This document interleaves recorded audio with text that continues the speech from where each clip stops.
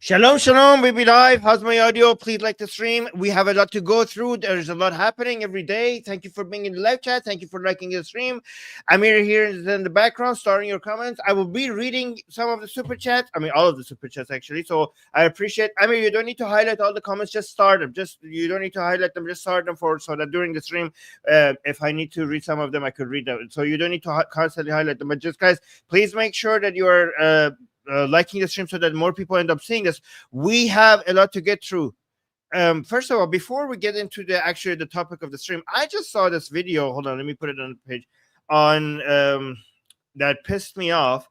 So I was hoping that we could actually help identify this person. This is so basically, well, the defense minister just had. By the way, this account is not the official account of Mossad. It's crazy to me how many people on X think that this is actually Mossad's account just because there's a blue check mark. Okay, so it's not. But I don't know if this is a recent video or not. But I saw but I'm just gonna show it anyways. Look at this. So this is a Palestinian in Israel. Apparently, let me know if I'm describing this accurately for people who have seen it. Wait, have you guys seen this or already arrested? Thank you so much, Purple Pop, saying this person has been already arrested. Like, did he not know that there's a camera there? Did he not know? Did he not know? I went to Israel for just like a few days, and I knew that there were cameras everywhere. So look at this. This is a soldier, a female soldier, Israeli IDF. I don't know or whatever. Yeah, probably IDF soldier. Thank you for your service, madam. But okay, so this is probably a Muslim, and then look at this.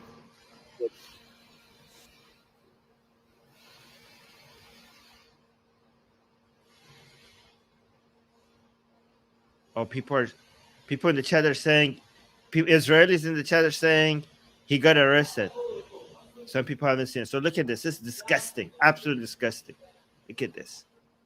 Vile human being. Spits on her. Oh my god, horrible. And then he gets away. Anyway, so he got arrested. So yeah, good job. How long did it take? Fantastic. Yeah, so yeah, guys, a lot of people say Palestinians in Israeli. You're right. I'm glad that Jack is correcting me. This is not a Palestinian in Israel. This is an Israeli Arab. Yes, but when I was in Israel, a lot of people call Israeli Arabs Palestinians in Israel, and I didn't like that. I mean, a lot of Arabs, some Arabs in Israel call themselves Palestinians, which I think, like, how are you Palestinian? You're Israeli. But you're right. That's a good thing to point out. Thank you so much, Jack. And yeah, but yeah, what this filth got. Anyways, let's go actually to this some more happy, interesting. So look at this. So guys, recently it was. Look at this. Thousands take to the street of New York City to stand with Israel, the only democracy in the Middle East. All free people stand with the Jewish state. Yeah, so there was huge celebrations recently for Israel all across the world. So let's watch this. This was just so beautiful to watch. So let's compare that. Whoa, NYC. You have to see this. I'm live from the Israeli Day Parade right here in Manhattan. And so it's apparently Israeli Day Parade. The energy is absolutely off the charts. Look around me. Sea of blue and white. Flags waving everywhere. The music is pumping. People are dancing. Incredible floats are rolling by. It's pure joy and celebration on Fifth Avenue. You can literally feel the pride in the air. Stick with me. I'm going to show you some of the best moments, the amazing community spirit. You won't believe. Wait, somebody in the chat is saying, look at this. Where is this? Oh, Amir, if you can star some of the comments. Where's that person that says that? Hold on. Oh, here. There we go. Amir, if you can, like, make sure that we always have between 5 to 10 comments starred. Okay. Barbara is saying, is this an atheist page or Israeli page? This is an atheist page that happens to be aggressively anti-Islamism, and Israel is standing against Islamism worldwide.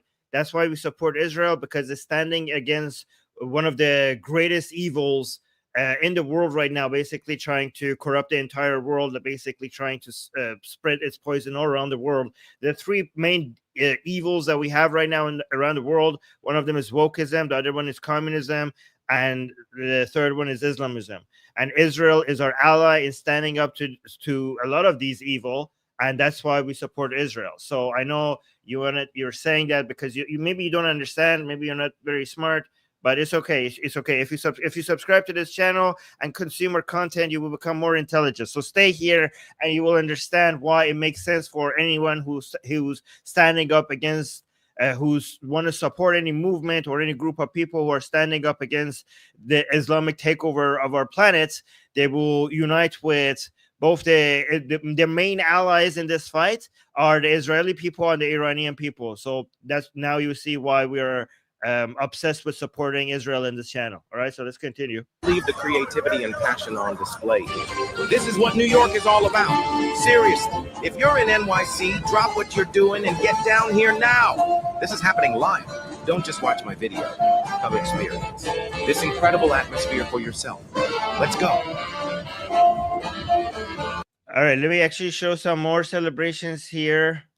The Israel Day Parade in New York City is happening now. No masks, no violence, no chaos. American flags, dancing, happiness, and love. This is absolutely beautiful. Let's watch some of this, and then I will show you a contrast. So for you guys to understand why this is also relevant to this page, I will show you the contrast. Whoa, NYC.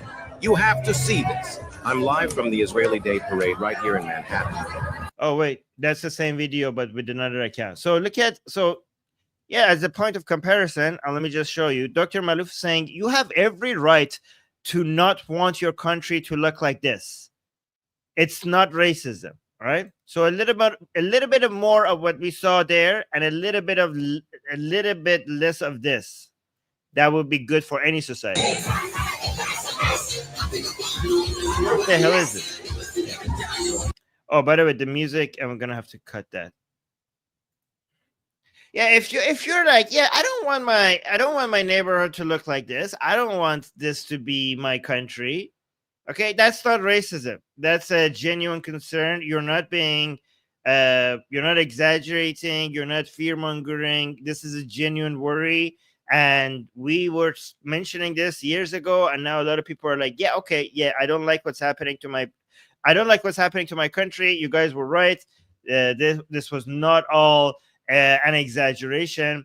Anyways, let's go back to the Israeli parade, the Israeli celebration day. Look at, I can't play this, guys. Is Am Israel Kai? Am Israel Kai? Is that copyrighted? It is, right? I really want to play this video with its sound on, because it's so much more powerful with it, but I'm gonna get copyright stricken. Am I right? Yes, I'm gonna get copyright stricken. So can you just, Israelis in the chat, you know the song that I'm talking about? Can you please just imagine that in your head while this is playing? So first of all, saying Am Israel Kai, fearless lioness. Look at this. There were a lot of, look at that lady. These are on the other side of the fence. These are these pro-Palestinian, so-called pro-Palestinian. They're actually pro-terrorists with their keffiyeh, and basically they showed up to demonstrate against all of these pro-Israeli people. And this lady, look at how brave she is. She basically took the Israeli flag and she went in front of all of them. So let's look at this and imagine the song playing in your head while this is happening. Okay, so look at that. Look at this lioness. That's actually quite risky, actually. Oh, by the way, if you see the music, yeah, actually, so if you actually look at some of the Jews there, these are some anti-Israeli Orthodox Jewish people. Usually they march with the Palestinians and they hold Palestinian flags as well. Again, not pro-Palestinian. Let me be accurate, okay? The people in the West who hold the Palestinian flag, they're actually anti-Palestinian. They're the worst thing for Palestine. The best thing for Palestinians is so-called Palestinian. I mean, I refuse to, I used to take that identity seriously. I don't take that identity seriously anymore. There's no, I don't recognize the Palestinian identity. These are stateless Arabs who have been brainwashed to resist Israel, and that's why they're stateless. Okay, they could have been Israeli if they weren't this violent. I mean, look at the Arabs who are Israeli; they have much better lives, right? But yeah, the Palestinian identity, every time I say Palestinian from now on, like, just consider it to be so-called Palestinian. Okay, that's not an identity that I recognize anymore, right? Oh wait, we got a super chat. Thank you so much. Wolf Mickey is saying we need videos about anti-Israel Islamic propaganda in the Arab world, such as propaganda movies, songs, and other cultural and IS manipulations. Okay, so let me actually tell you. What I'm noticing is that the best propaganda against Israel is coming from Westerners. What do you think, Wolf, if I just make a live stream about responding to that? I don't think the Islamic world is like Allah, Jews be bad and like crap like that. Okay. But I mean, even if the Islamic world is doing good propaganda, like effective propaganda against Israel, they're copying it from Westerners. So maybe I should be responding to Western anti-Israeli propaganda, especially from these lefties. Right, like I've actually been collecting them. I've been collecting some of the main. I found a good source for anti-Israeli propaganda. Let me know, Wolf, if you think that would be effective as well, if you want me to do that. Right, somebody's saying react to Hassan Piker. React to Hassan. The problem is that those videos are long. I found a place where it cuts the main part, the main arguments into 1 minute clip, because if I want to respond to a 2-hour stream, it's going to take me 10 hours, right?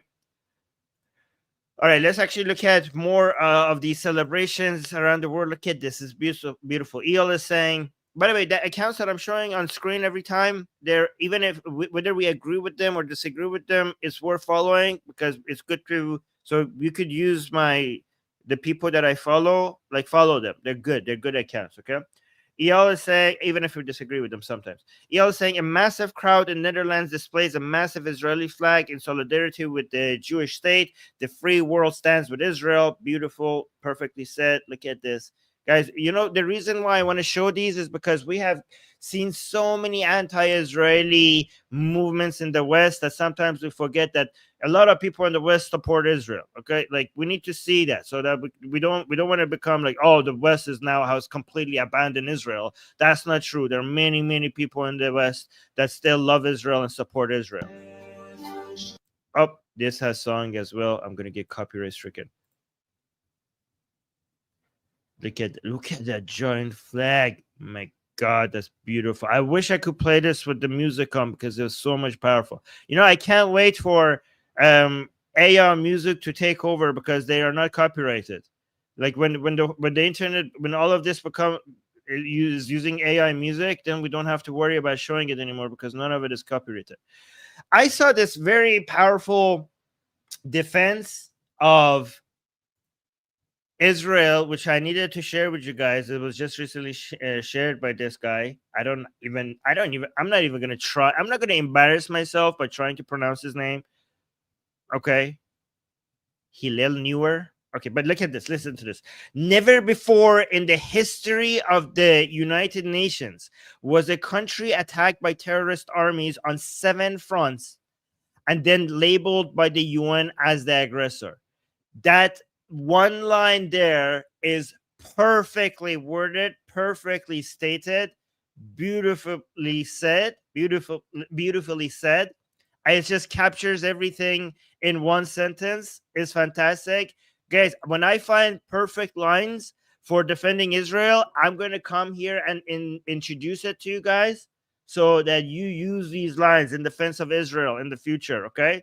So look at this. Let's count them. Okay, so we have from Iran. Again, Iran is not attacking Israel. It's the Islamic Republic who's attacking Israel. It's from Iran. It's not Iran. So we have from Iran, Iraq, Syria, Lebanon, West Bank, Gaza, Yemen, and yet Israel is the aggressor. Israel is aggressing all of these people, all of them.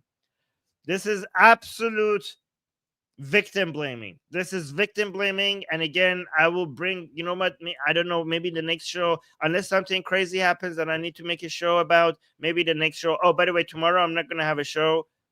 Probably I have to see, but one of these days I'm gonna do a show just responding to all the bull crap. I will bring in their best arguments against Israel. Subscribe for that. If you're new here, subscribe for that, because you're gonna see the best responses to all of it. You know what? Actually, this requires some guys. By the way, don't blame me if you don't see a retweet, because I don't want to. When I retweet a post, I want to make sure there's some distance between my next repost, not retweet, so that they're not back to back. So that's why sometimes I wait and I say I'll do it live here with you guys, so that you guys get encouraged to also share content that is pro-Israeli, like this one that you're watching right now, which you should be sharing and liking and subscribing and hitting the bell notification. Look, guys, I did my part. You do your part. Like the stream, share the stream, subscribe.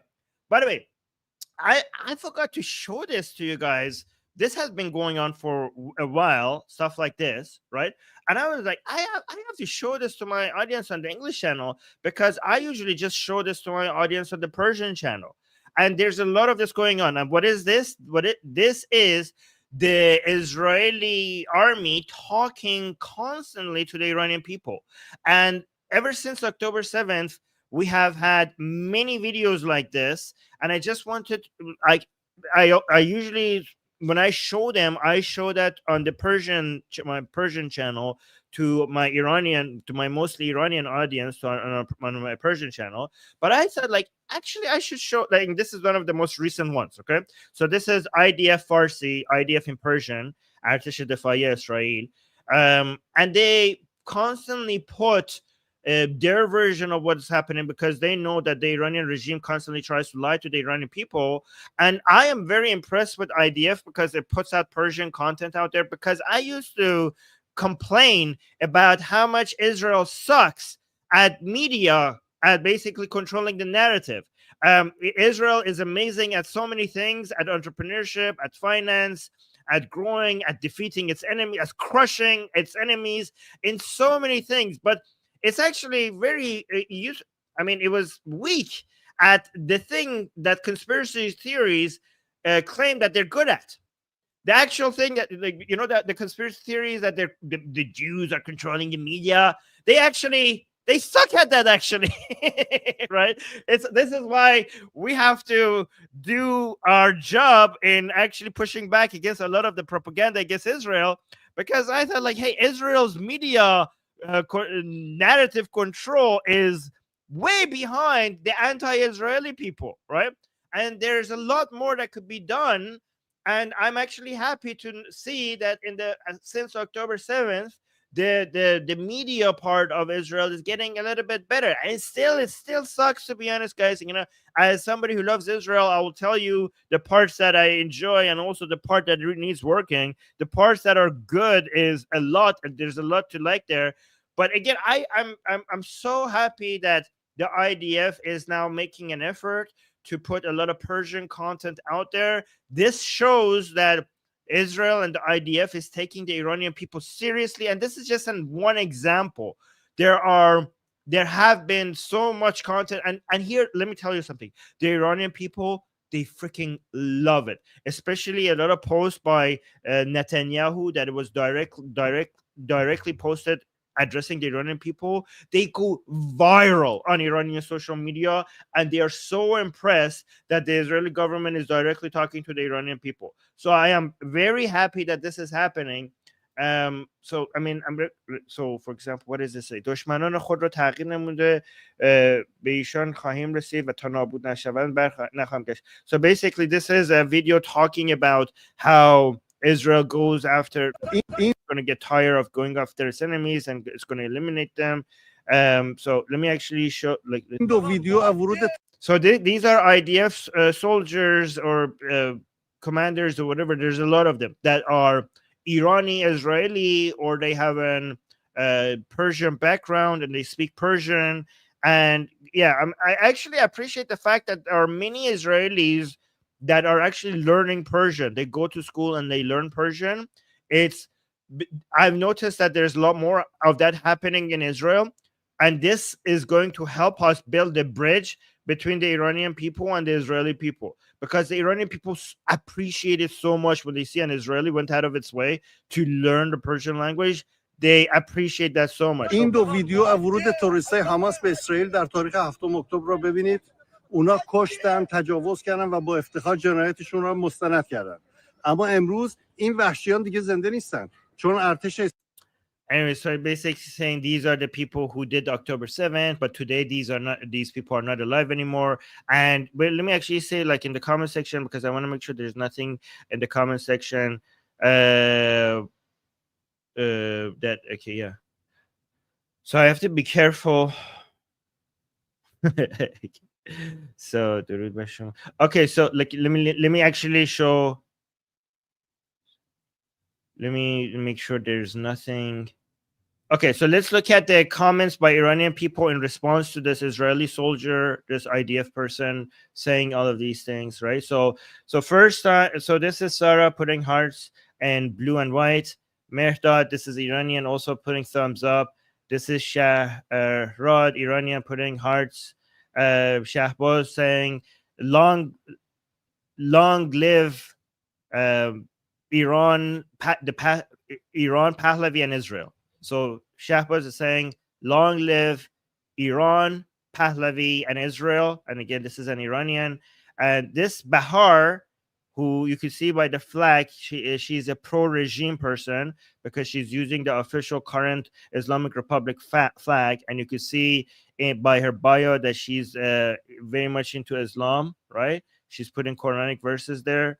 And she says, die garbage. So we can see some negative here. So these are mostly anti-regime people who are loving this. This is a pro-regime Iranian who says, basically telling the person to die. Again, I got YouTube. I'm not saying that. We are anti-death, anti-violence here. So you can see this person with the logo of lion and sun, obviously anti-regime person.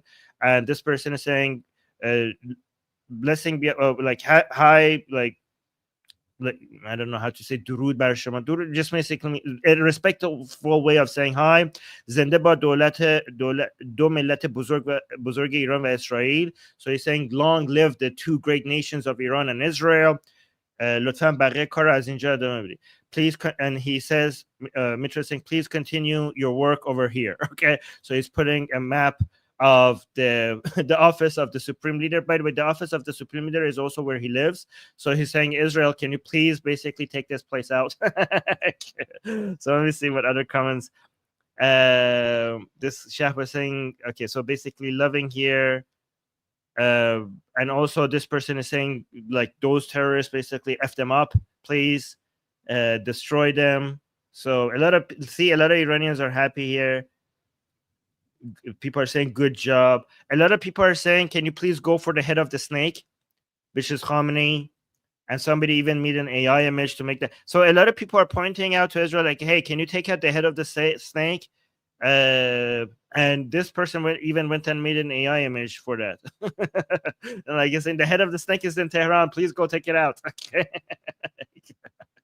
So you can see these requests from Iran coming. So most of the messages are positive. Like I don't want to scroll them because I'm worried about seeing something that YouTube is going to flag. But we saw this one negative message from Bahar, but the rest is positive, celebrating it as goes. And again, this is constant. This was just the most recent one, so I just wanted to show you guys. Regarding the current regime, actually, let me actually show you guys this. Oh, Bar, thank you. Bar gave us a super chat. Thank you so much from super chat from Israel. Thank you. Bar is saying, are these hateful people real or IRGC bots?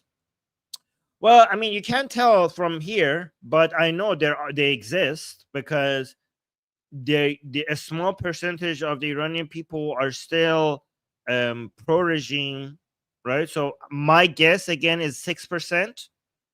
Pro-regime, and also there are people who are anti-regime who are now anti-regime because the Iranian regime is not properly Islamic.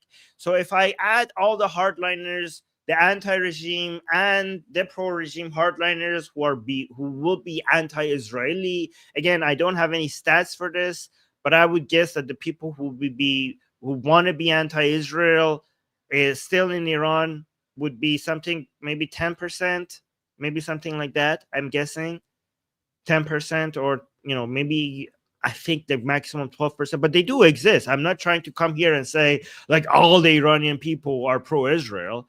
I'm just saying that the pro-Israeli people in Iran are growing. They have the upper hand, and it's very, very popular these days in Iran to be pro-Israel. I'm not saying that. I'm not saying that the anti-Israeli people are non-existent, but whether every single account, a specific account is a bot or not, I mean, you can actually tell if you click on the account, because bots usually you can tell that they're a bot with the username, with the type of activities that they have had. If I look at Bahar's account, I mean, she seems real enough. I mean, you can never be sure. Yeah, she seems to be real enough. But that's a good question. Thank you. And thank you for the super chat. Thank you for the support, right? So let me actually go back to the Iran. Speaking of the Iranian people, now let's talk about the regime in Iran. David, which I'm now enjoying a lot more of his posts. This guy, guys, you should go follow David. Am I pronouncing his last name right? I suck at pronunciation, okay? David Keyes. Okay, like not just names. I suck at pronunciations of of some words that are not often used as well, right? Keys. Okay, thank you, Whoop. Yes. So David Keys is an account that I am loving, because in less than 2-minute videos it captures so much, and it basically gets to the point. Let's just watch this. And also the caption is usually the opposite of his point. So the caption is usually satire. Okay, so I have already retweeted this. Guys, see, I'm retweeting stuff. I'm reposting stuff. You post this video, share this video as well. Anyways, I'm not going to interrupt him, because this is so good, so on point. And basically, the caption says, "Don't be fooled by the warmongers. Iran is not a threat to America." So obviously, this is satire. And look at not satire, sarcastic. So let's watch this. Yeah, I if I said satire, I mean sarcastic. But listen to this. Don't be fooled by the warmongers. Iran is not a threat to America. Besides trying to assassinate President Trump, trying to kill the former Secretary of State and National Security Advisor, attempting to blow up a restaurant in Washington, D.C., funding the drone that nearly murdered dozens of American diplomats, murdering and maiming thousands of American soldiers, blowing up hundreds of U.S. Marines, hacking American advisors before the election, funding anti-American protests on campuses, arming the terrorists that kidnapped and killed dozens of Americans on October 7th. What has the Iranian regime ever done to America? Sure, they shout death to America and they burn American flags daily, but it's probably satire or some kind of hipster ironic thing. No one actually says what they mean, right? That wouldn't make any sense. Please, people, wake up and don't let the warmongers trick you by using facts, logic, and history. And for the love of God, let he who hasn't tried to assassinate the president, mass murder Americans, destroy the West, and impose Islamic tyranny on the world cast the first stone. So let's all chill out a bit and not turn a terrorist state about to acquire nuclear weapons into some kind of threat. Thanks for watching. That was so good. By the way, I don't know if YouTube's algorithms get satire, but YouTube's hey, the AI of YouTube, that was satire. Okay, that was satire. So please don't come at us. Okay. Talking about, let's go to, now that we're talking about Iran, let's get to the situation in Iran a little bit more. So so guys, if you don't know, the Iranian TV is directly controlled by the office of the supreme leader. The supreme leader himself picks the head of the TV and radio. So we have this thing in Iran called Sada Sima, which is basically the national TV, radio, and the main media outlet in Iran, and is completely, the head of it is completely controlled by the supreme leader and managed by the supreme leader. So on Sada Sima, which is the national TV, we had this news anchor saying something, and this this kid, this Iranian kid, started making fun of him. But because guys, I don't know if you have been, if you know about this, there are a lot of blackouts right now in Iran, and more Iranian people are getting absolutely frustrated with not having electricity for long hours during the day. It gets hot, it gets cold. A lot of businesses are going under because the electricity gets cut in crucial moments during the day. A lot of people who are like can't, it's devastating. A lot of people who are trying to feed their cows or milk the cows, the electricity goes out and it's very bad. A lot of farms are going wasted or going dry because the equipment is not working at the right time. Hospitals are having issues. A lot of people who are cooking, like they make the cream, and then all of a sudden the electricity goes out and everything goes bad and they have to throw it away. So, and it's really horrible. And this news anchor is trying to show, like, look, we have blackout, and it's guys. By the way, you cannot blame the sanctions for this because Iran is sitting on energy.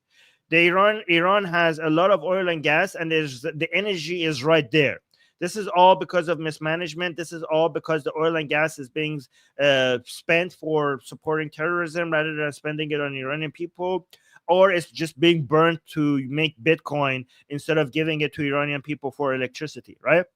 So that's why we have a lot of blackouts and a lot of right now in Iran, and a lot of Iranian people are so frustrated, and it seems like a lot of Iranian people are ready to rise again especially because of all these blackouts. But this TV anchor was trying to say, like, look, the rest of the world has this problem as well. So let's look at this. Guys, let me know if you understand before this elementary school girl explains to you why what he's saying is wrong. Let me know if you get it before a child tells you what the problem is. So, like, if you look at this map, if you look at the bottom part, so that's the African continent, the continent of Africa, right? You can see that they have light there. And you can see some parts of Europe at the north, they have light. You can see light. But you see in between them, it's absolute darkness. In between that part of Europe and Africa below it is absolute darkness. You see other people are having issues as well. This whole catastrophe of blackouts is happening in other places as well. So guys, do I need to do I need to tell you what's happening? Tell me in the live chat, what is between Africa and Europe? What is between Africa? Jack is saying the Mediterranean Sea. Yes, exactly. So, like, this Iranian kid is like, let's open a school. Okay. So he's saying, like, this is the social studies of the 5th grade elementary school. So let's look into that. Let's open. You can see between Europe and Africa, there is water. There's water. And like they don't need electricity. These are the things that live there. So somebody, I don't know who, but is holding a fish in the background. It's like these things live there.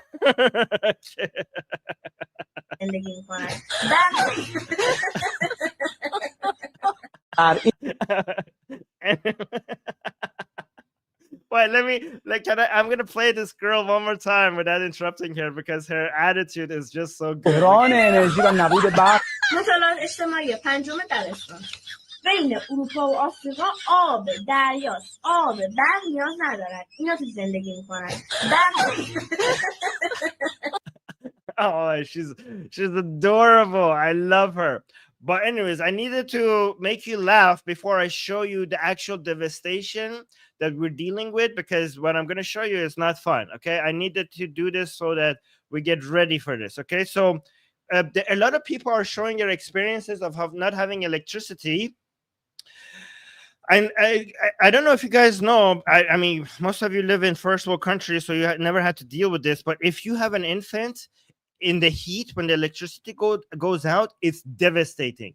Every time, if it's in the summer and it's hot, if you have an infant, a newborn, and there's a blackout, your heart will skip a beat, because you don't.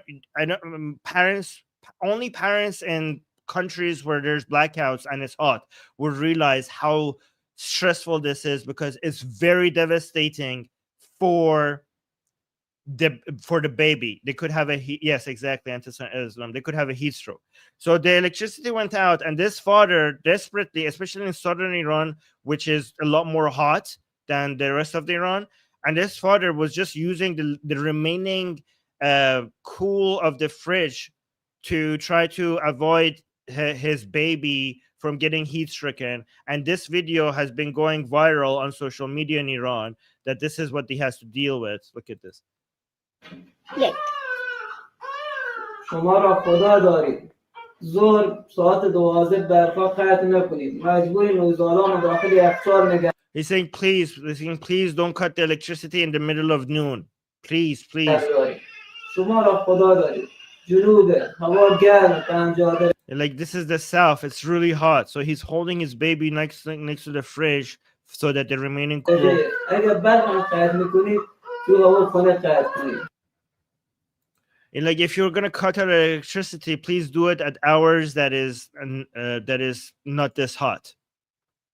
Right. So this is the Iran today.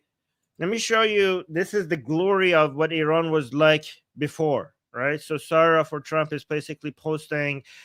I just want to let you know, this is the dynasty, the government that Iran was under before the Islamic Revolution. This is Mohammad Reza Shah and his son. Okay, Reza Pahlavi. This is what Iranians want to go back to. So this was the Pahlavi dynasty before the 1979 Islamic Republic. Iran was glorious back then. It was growing. It was prosperous. Education, industry, healthcare, technology, economics, everything was growing. The relationship between Iran and Israel was good. The relationship between Iran and America was amazing. I mean, they didn't see eye to eye in everything, but it was but still they were allies. They were friends, even though sometimes they had disagreements. Let me show you how. So this account, which is an Israeli account, just recently shared more about the days before, how Iran used to be like. Let me actually retweet this as well.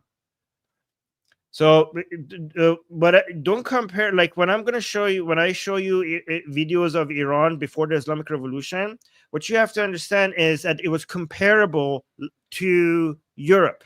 A lot of the lifestyles, a lot of the standards, there were some differences, but it was really catching up real fast. So let's look at some videos of Iran before the Islamic Revolution during the Pahlavi dynasty. Oh, this has music. I'm going to mute the music. So look at these girls going to school, and that's their teacher. This was Iran before the Islamic Revolution. During the Pahlavi dynasty. And let me actually show you this. Let me actually also, this Liza is also sharing this as well, which I really appreciate. I just want to show you that we had hijabis, but hijabis and non-hijabis just walk side by side. I mean, look, many women had styles that was basically indistinguishable for what you saw in the United States or Europe. But let me remove the music. But you also had women who were like, so look at this, like women going for education, and also they were wearing skirts, trousers, but it wasn't like, we also had hijabi women in the crowd, but it was not a big deal. Like they were just living side by side. So we had hijabi women and we had non-hijabi women, just going on their business, going to school, going to work. This was Iran before the Islamic Revolution. Look, there's a hijabi woman, there's non-hijabi woman. It was just normal. It was just normal to see both. Kind of like Israel today. These were Iranians This is I don't know when this is. I think this might be the 60s or something, right? And another comparison I want to make here that was made by Neil Berg was basically, look at this. So when 9/11 happened, we saw in Palestine, we saw a lot of celebrations for 9/11, and back then in Iran, we saw a lot of people crying. You see the difference between the Iranian people and many other people in that region. People were many people came into the streets to light candles, basically show solidarity with America. People were crying, people were upset. So basically the caption says Iranians on 9/11 versus Palestinians on 9/11. So you could see the difference between these few people. This is why the Iranian people are your allies, right? And basically to be able to go back to the glorious dynasty of Pahlavi, Reza Pahlavi, which is the son of the former king, Mohammad Reza Shah, is the one that we need to support. And Prince Reza Pahlavi, he's not just a figurehead. There actually, I wanted to let you guys know on this channel that Reza Pahlavi has created a team. There's a team behind him. And basically led by this organization, Nufti, National Union for Democracy in Iran. And Reza Pahlavi is the leader of that. And they have this project called Iran Prosperity Project. So let me actually read this. Prince Reza Pahlavi and the Iran Prosperity Project, which is IPP, economic team unveiled plans for Iran's economic stabilization after the fall of the Islamic Republic in financial markets, banking and currency, the budget and privatization. There's a lot of other plans other than this. They're coming with plans for the education, for agriculture, for everything, just to show that if the Islamic Republic falls, the Pahlavi team and the people surrounding him, they are there to filling the power vacuum. Like we already have, there are many experts, many Iranian experts that are ready to fill it. Like they already, all the plans are set. Everybody knows what they're supposed to do. So if people are worried, again, Reza Pahlavi is an ally of Israel, right? And he is the main person that we need to support. If you want to put pressure on the Islamic Republic, Reza Pahlavi is the main person that you need to support. And again, I'm showing you this because I know I also need to show you that they're just not, it's not just chanting, oh, Islamic Republic, bad. They actually have experts and they have detailed explanation of all their plans. And there are many good people on this team. Oh, let me actually see. Kaveh, thank you so much, Kaveh, for the super chat. Kaveh saying some Iranians say most big city folks hate the regime, but most in rural areas support it due to being brainwashed by regime. They use this to argue no real proof that 80%, more than 80% want it gone. Your thoughts? Kaveh, we have scientifically collected data that this used to be true maybe more than a decade ago. It's not true anymore, especially with all the economic concerns and the mismanagement. Now, actually, people in the rural area are more aggressively anti-regime than much before because they are the ones that are paying the higher price for it. My response is that go to Gammon polls, which are scientifically collected data by the academics in Netherlands, and you can see that this 80 plus people who want the regime gone is completely backed up by scientifically. This is not just guesswork. We have data for it, and actually the trend is it's not just 80+%. It's basically also changing year by year very fast against the regime. I have actually showed this data before on the stream, before Gammon poll. Just search for Gammon poll and a lot of data, and also keep looking at the more recent ones, right? So we have data for this. We know this. Thank you for that question, and thank you for the super chat, right? So let me actually quickly, because I need to get ready for, so you can see here, for example, they have the Reza Pahlavi's team and this IPP project that they're displaying. For example, they have a lot of experts coming in and showing what they're going to be.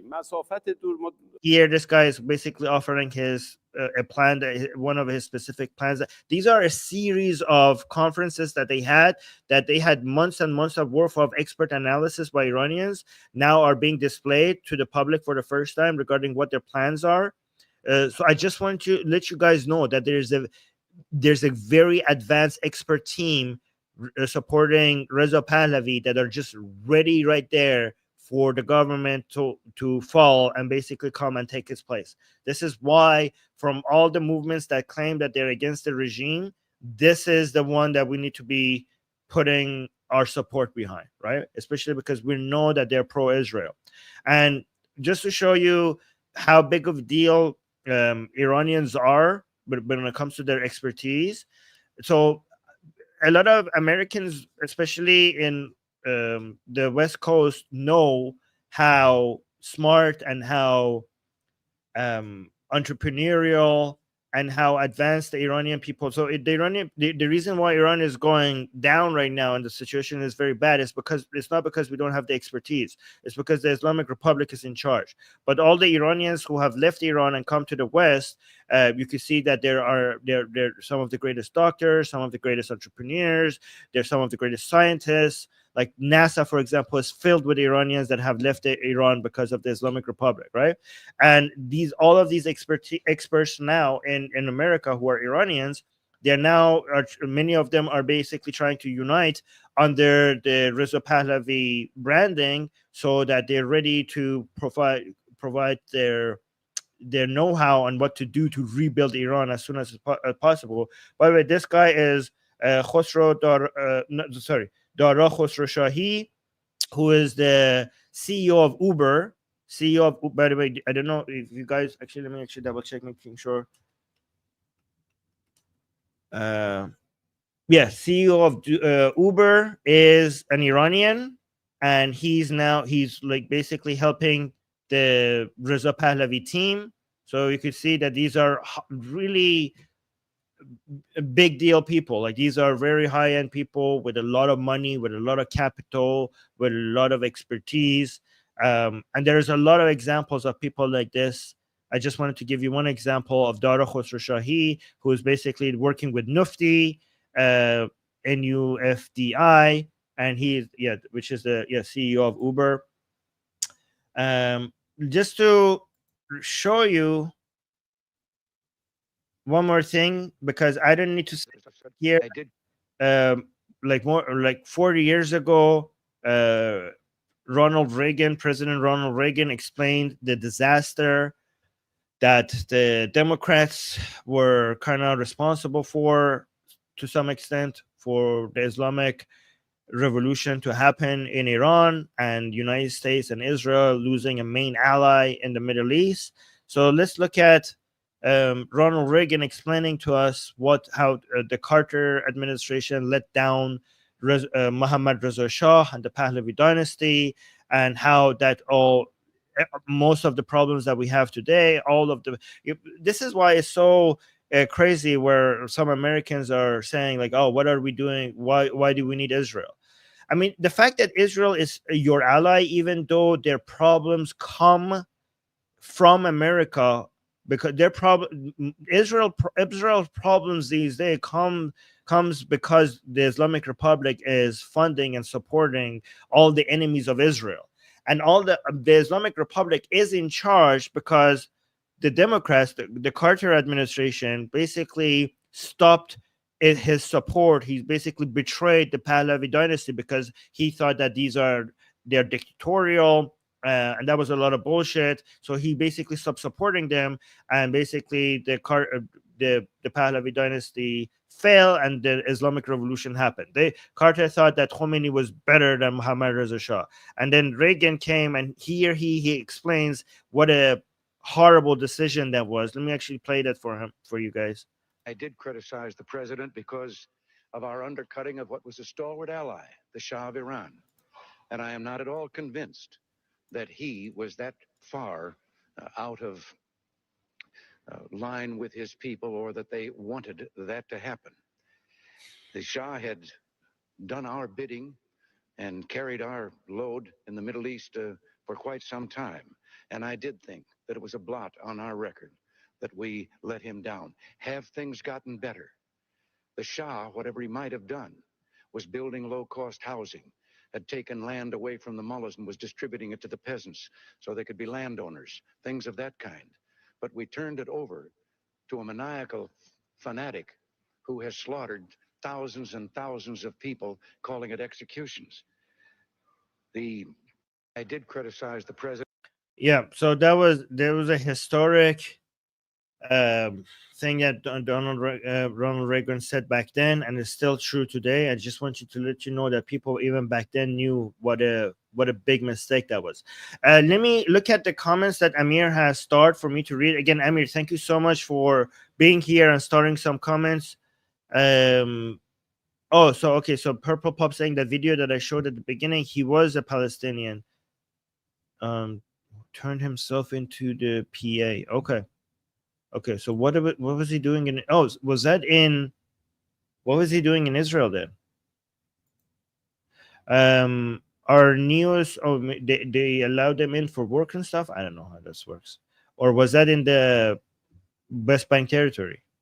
So our news is saying, Armin, could you please make a video and talk about how exactly you defend Israel and the history behind it becoming Israel? I really want to understand your point of view. Okay, I have done this before. I could do it again. I will do this again. Defending Israel's history is very easy, actually. Okay. It's very easy because they were on the right of the close to all of the time. They made the right decisions. They were on the right side of history. Jeannie saying, my spouse calls the pro-Palestine in the West anti-Palestinians because how much they want to see dead Palestinian children. Exactly. That's what I say. They use the blood and tears of the Palestinian people for their revolutionary fetish. So they're not pro-Palestinian. They're spending Palestinians to satisfy their desire for acting like they're revolutionary. Jack is saying, isn't it rude not to recognize Palestinian identity? How about the small minority of Zionist Palestinians? Isn't this a betrayal for them? They are okay. So the Palestinian Zionists, but I mean, for them, it helps to say that they're Palestinian to show the contradiction, like to show how even people who are under such heavy brainwashing, they could overcome that brainwashing. The reason why I say, I mean, this is not about being rude or not rude. So here's for example, something. I don't even believe in ethnic identities, but I think that eventually they should go away. But is it rude for me to say that for somebody who has an ethnic identity? No, I just think that they're not useful. So the Palestinian identity is now an identity that has been weaponized against the existence of the state of Israel. And the Palestinian identity is bad for people who have been labeled as Palestinian, because the Palestinian identity is the reason why they are in this situation that they're in. So I'm not saying if they consider themselves Palestinian, I'm not saying that we should force that away from them. I'm just saying I refuse to recognize that, because I think those Palestinians, their source of their problem, their hardship, comes from this identity. Palestine, it could be just a label of a location, but I think it shouldn't be recognized as an identity for the sake of Palestinian people, for the sake of themselves. I mean, what has if a Palestinian is who is not anti-Israeli is upset about this, I will ask them, first of all, why are you so connected to the Palestinian identity? It's not like this is a deep-rooted identity. It's not like this is what your identity is. You're Arab. Like, what is so unique? There is not. What has it brought you? Like, okay, you're Palestinian. What has the Palestinian identity brought you other than suffering? The recognition of a nation called Palestine, or an identity called Palestine, has it served you so far? Like, I think if I talk to a Palestinian Zionist, if I talk to them, they would be like, yeah, this has the whole Palestinian cause, the Palestinian identity, has been the main source of all our problems. And I'm not trying to be rude to that person. I'm trying to say, like, hey, this is a tumor that it's part of you. Yeah, I don't deny that. It's a part of you that you will be better off with. Just like a tumor is a part of me. I'm not denying that it's a part of you, but I would rather be cut off.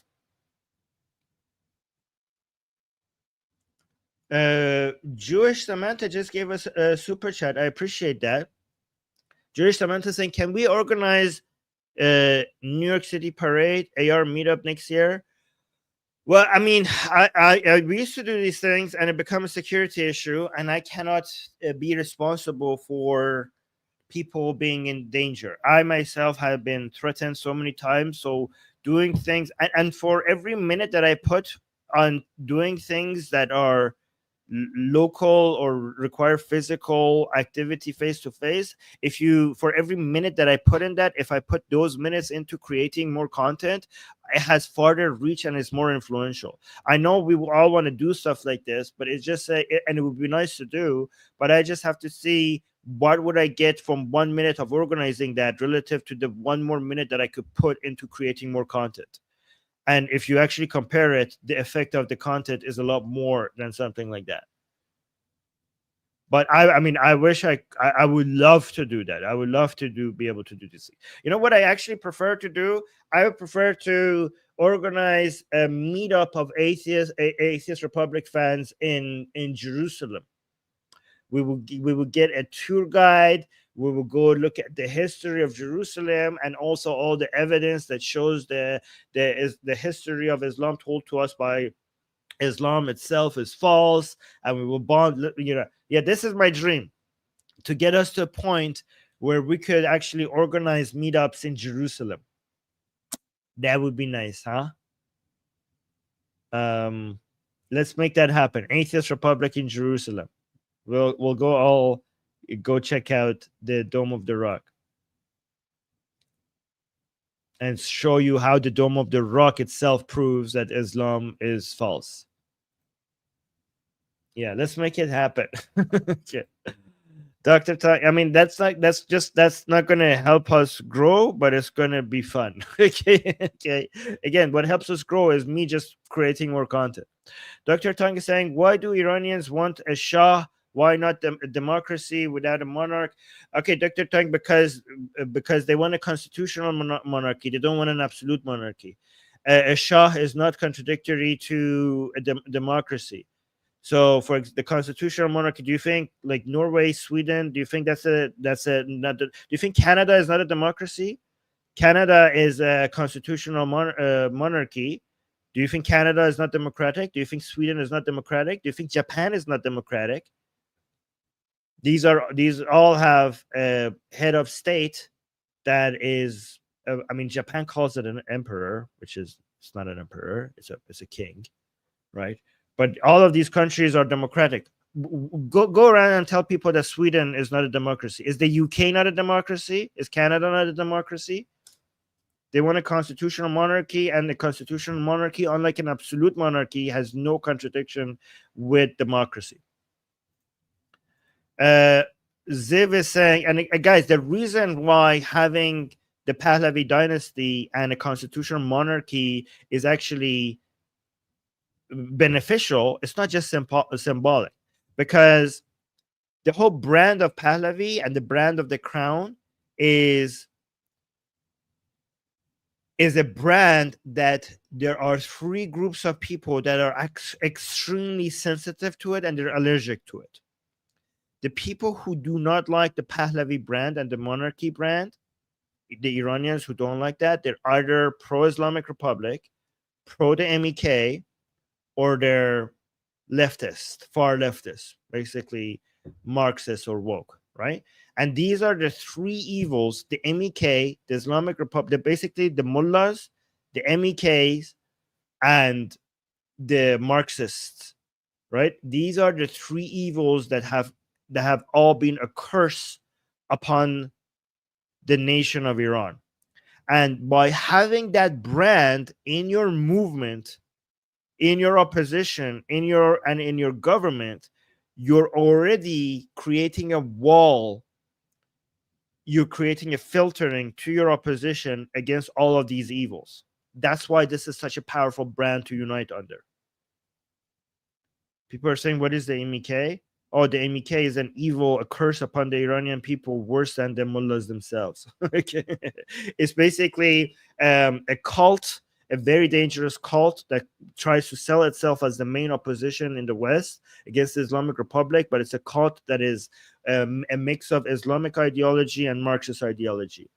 And unfortunately, the MEK has managed to convince a lot of Republicans into the idea that they are the main opposition against the Islamic Republic, and we have to be very careful with that, because there's two now organized oppositions against the Islamic Republic. One of them is the MEK, and the other one is Reza Pahlavi. Every time you see MEK, we have to warn Americans and Europeans. Even just recently in Europe, there was a statement issued against the Islamic Republic by the Europeans, and in that statement, it recognized, unfortunately, the MEK as the main opposition to the Islamic Republic that needs to fill in that gap once the Islamic Republic goes. And a lot of Iranians are raising their voices against that. That's a dangerous cause. They have no support. They have close to zero support in Iran, but they have a lot of money that they use for lobbying, and they're buying out politicians with that. Maybe I have to do a show one day telling you how dangerous they are. But be careful. Every time you see Mariam Rajavi, every time you see anything that is by the MEK, these are not what the Iranian people want. In fact, if they had to choose between the Islamic Republic and the MEK, a lot of Iranians who hate the Islamic Republic would probably choose the Islamic Republic. So be careful with that. Ginga is saying, Armin, don't you think we should focus on trying to bring people in Europe to our side instead of people in Iran? Aren't the Iranian already on our side? We should try to bring all people to our side. The thing is that if we want to bring Europeans and Americans and Canadians to our side, how do we then, once they are on our side, how do we get all of that force to put pressure on the Iranian regime? By supporting the Iranian people and by supporting Israelis. So Israeli people mostly are on our side. Iranian people are mostly on our side. Yes, we should go get the support of Europeans and Americans and Canadians and all the rest of the free world. But then what do you do with that support? What do you do when you get them on their side? You get that and you redirect it to supporting the people who are fighting the fight from outside and from inside, and that's mostly the Iranian people and the Israeli people. We don't need to convince the Iranian people as much anymore because they are convinced. What we need to do is now support them against the regime. Ziv is saying, have they blamed the Zionist Jews for the blackouts yet? Oh, yeah, of course. Yes, Ziv, they have. The Iranian regime has. In fact, many hardliner content creators that I follow in Iran, they're saying that the current president of Iran is a Zionist. And so this is the narrative, okay? This is the narrative from the hardliners content creators that I follow in Iran. They say that the president is a Zionist against Khamenei, the current president of Iran, and he's doing the blackouts on purpose every time because the deal with Trump is a Zionist conspiracy to get the regime to bend the knee to the Zionists. And the way the president is trying to get the Iranian people to be pro doing a deal with Trump is that every time the deal is successful, they try to is going to become successful. They try to reduce the blackouts. And every time it's going towards it not being successful, they increase the blackouts and they try to show patterns and trends that connect the dots to show like, oh, look, our Zionist president is punishing the Iranian people with blackouts so that we get encouraged to actually do the deal with Trump. This is now the going conspiracy theory with among the hardliners in Iran. I know, not a smart bunch of people, right?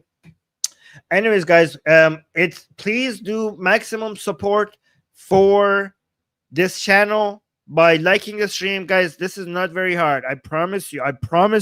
I have tested this.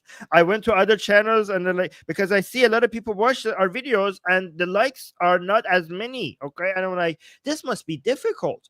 Let me go test this out. And I go look at videos that I enjoy and I'm like, let me see how hard it is. And there's a like button and like, oh, and like, this was not that difficult. Why is it that other people are not liking our streams as much?